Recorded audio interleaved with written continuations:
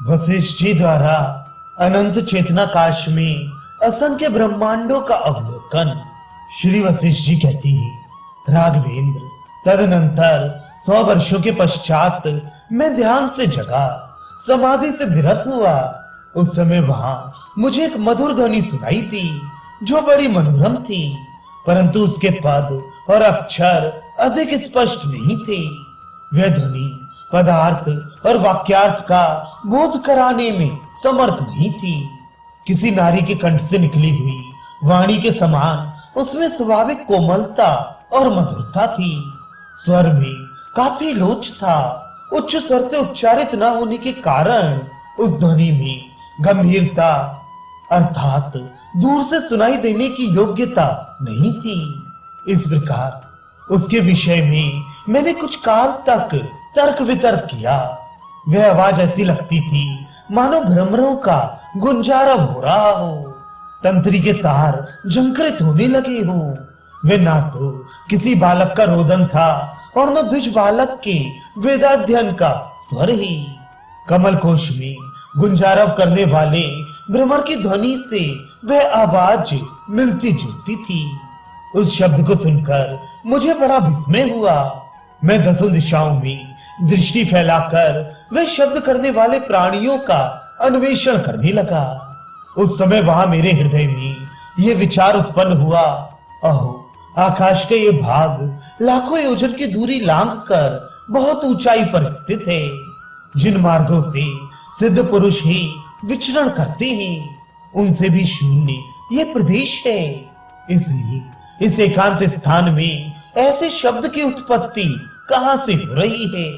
मैं यत्न पूर्वक दृष्टिपात करने पर भी शब्द करने वाले को नहीं देख रहा हूं। मेरे सामने यह जो अनंत निर्मल आकाश है, सब ओर से सूना ही सूना दिख रहा है।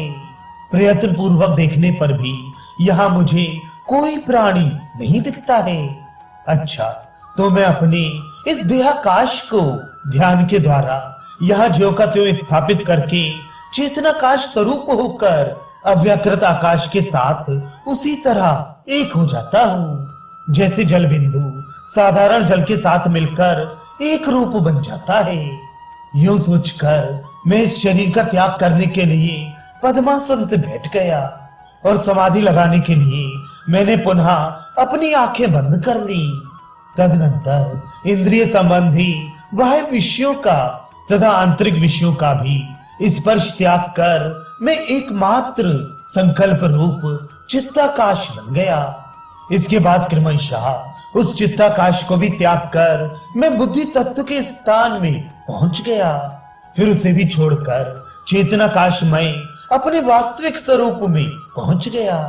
फिर तो चैतन्यमय महाकाश के साथ एक होकर मैं असीम और सर्वव्यापी बन गया। निराकार और निराधार रहकर समस्त पदार्थों का आधार बन गया। तब वहां मुझे झुंड के झुंड त्रिलोक के सैकड़ों संसार तथा लाखों या असंख्य ब्रह्मांड दिखाई देने लगे। वे सब ब्रह्मांड मायामय निर्मल आकाश मात्र रूप वाले थे, अतः वे परस्पर एक दूसरे की दृष्टि में नहीं आते थे। वे नाना प्रकार के आचार विचारों से संपन्न थे, परंतु एक दूसरे के लिए शून्य भी थे। परम चेतन आकाश के कोश में स्थित हुए वे सब लोक शून्यता रूप ही थे, सत्य नहीं थे। कब से उनकी सृष्टि हुई थी ये किसी को ज्ञात नहीं था। वे सबके सब अज्ञान रूप दोष से युक्त चिन्मय परमात्मा में अनादि काल से ही कल्पित थे। चैतन्य के चमत्कार से चमत्कृत चेतनाकाश में सैकड़ों समुद्र, सूर्य, आकाश तथा मेरु पर्वत आदि से युक्त स्वप्न के समान वे लोक भासित होते थे तथा रजोगुण और तमोगुण से कलुषित जान पड़ते थे। वास्तव में कारणों की सत्ता न होने से कारण रहित पृथ्वी आदि का अनुभव तो ब्रह्मात्मक ही था। अतः ब्रह्म रूप अधिष्ठान की सत्ता लेकर ही वे सब जगत विद्यमान थे। उस अधिष्ठान सत्ता को न लेकर तो वे स्वरूपतः विद्यमान नहीं ही थे। मृग तृष्णा के जल प्रवाह तथा आकाश की नीलिमा के समान वे लोक ब्रह्म रूप अनुभव से ही उत्पन्न हुए थे। अतः स्वरूपतः सत्य नहीं थे, परंतु सत्य रूप अधिष्ठान की सत्ता से सत्य जान पड़ती थी।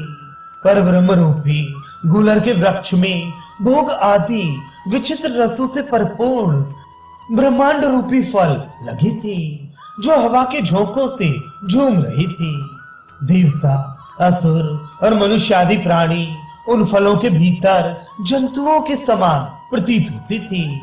तुम, मैं और ये आदि अभिमान पूर्ण बुद्धि के बल से अत्यंत दृढ़ बनाए गए वे सब लोग गीली मिट्टी द्वारा बने हुए उन खिलौनों के समान जान पड़ती थी, जो सूर्य की किरणों से सूखकर कड़े हो गए हों। वास्तव में वे जगत परमार्थ चैतन्य रूपी थे, तथापि उससे भिन्न के समान प्रतीत होते थे।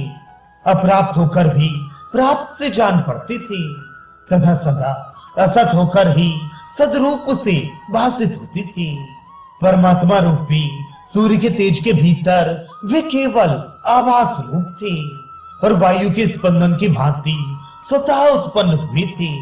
श्री राम, उस समाधि काल में मैंने अनंत चेतना काश के भीतर अकारण ही उत्पन्न एवं विनष्ट होने वाले बहुत से लोग देखे, जो तिमिर रोग अर्थात रतौंधी से युक्त आंखों वाले पुरुष के द्वारा देखे गए ब्रह्म मात्र ही सिद्ध होते थे।